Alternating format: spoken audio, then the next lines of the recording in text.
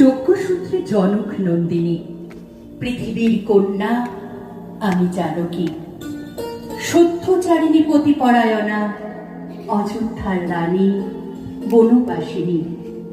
ত্রিলোকের ঐশ্বর্য সুখ ছেড়ে চেয়েছিলাম স্বামীর দুঃখের অংশ নিতে।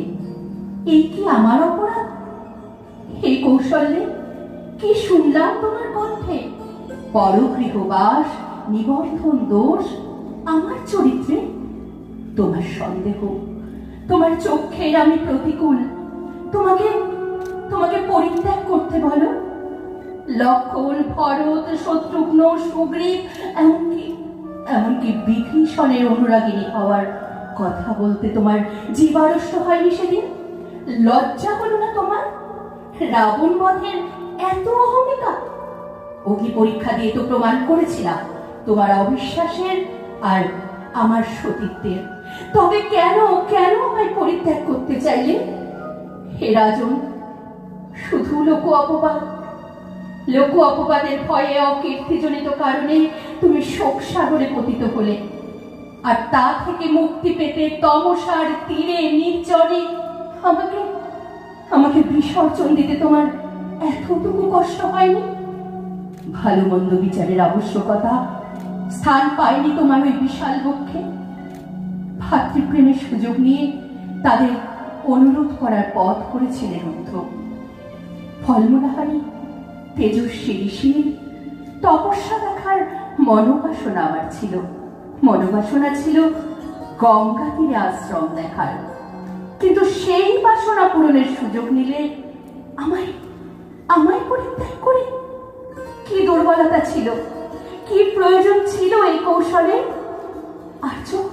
আর্য তুমি তো বীর, এই কি বীরত্বের প্রকাশ?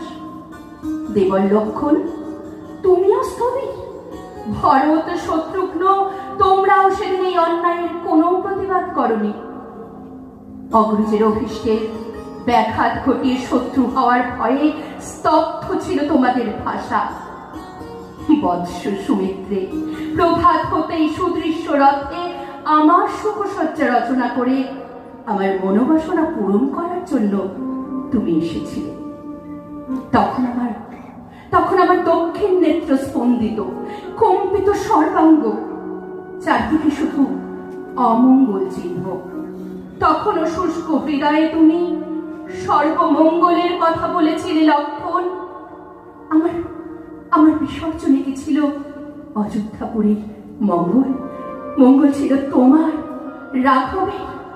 যদি তাই হয়, তবে কেন চির প্রার্থিত পাপনাশিনী গঙ্গা তীরে মুক্ত কণ্ঠে সেদিন রোদন করেছিলে? কেন সেদিন কুণ্ঠাবোধ করেছিলে আমার নির্বাসনে? জানি লক্ষণ, জানি কোনো উত্তরে নেই তোমাদের। সম্পূর্ণ গর্ভ লক্ষণযুক্ত জানকীকে নির্জন বিসর্জন দিয়ে তোমরা রাজ্য সুখ পেতে চেয়েছিলে। ঠিক লক্ষণ, ঠিক। রাজ্য সুখ বড় হলো তোমাদের। যুক্তি, মানবিকতার কোনো স্থান ছিল না অযোধ্যাপতির উদার হৃদয়ে। গর্ভিণী সীতাকে নির্জনে একাকিনী ফেলে আসার মধ্যে কি পৌরসত্ব ছিল? ভাতৃপ্রেম, রাজ্যপ্রেম, এই কি ছিল একমাত্র ধর্ম? পত্নীপ্রেম কি ছিল ধর্মের বাইরে? হে মহর্ষি, কি প্রয়োজন ছিল আবার পরীক্ষার? সভাগৃহে ভার্গব, মার্কেন্ডেয়, চপন, নারদ, পর্বত, ভরদ্বাজ, কে ছিল না? সবার চোখে ছিল কৌতূহল, আমি পতিব্রতা, ধর্মচারিণী সতী কিনা। সতীত্বের পরিচয় দিতে হলো সভাস্থলে, সর্বসমক্ষে।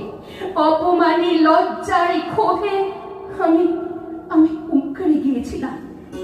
কারো এতটুকু করুণা ছিল না দয়া।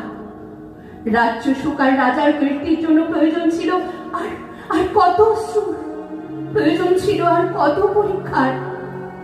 ধৈর্যের বাঁধ ভেঙে গিয়েছিল। তাই জনম দুঃখিনী পৃথিবীর কন্যা, আমি মুক্তি চেয়েছি তোমাদের রাজ্য সুখ থেকে।